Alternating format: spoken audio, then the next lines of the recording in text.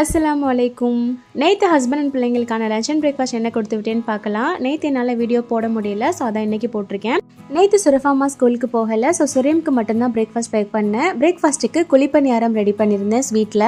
And ஸ்நாக்ஸ்க்காக கொஞ்சமாக dry fruits வச்சு விட்டுருந்தேன்.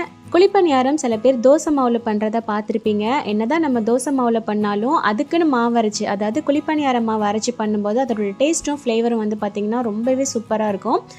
So அதோட ரெசிபி வந்து இன்ஷால்லா உங்களுக்கு ஒரு லாங் வீடியோவில் ஷேர் பண்ணுறேன். அண்ட் ஹஸ்பண்டோட பிரேக்ஃபாஸ்ட்டுக்கு இன்றைக்கி பார்த்தீங்கன்னா தோசை அண்ட் தக்காளி சட்னி கொடுத்து விட்டுருந்தேன்.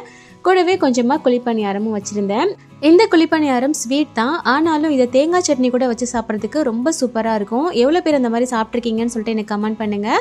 ஓகே, நேற்று லஞ்சுக்கு வந்து பார்த்திங்கன்னா ரொம்பவே சிம்பிளாக முடிச்சாச்சு. ஒயிட் ரைஸ், சாம்பார், கூடவே ஃபிஷ் ஃப்ரை ரெடி பண்ணி வச்சு விட்டுருந்தேன். நேற்றுக்கான லஞ்ச் அண்ட் பிரேக்ஃபாஸ்ட் இது தான். தேங்க்ஸ் ஃபார் வாட்சிங்.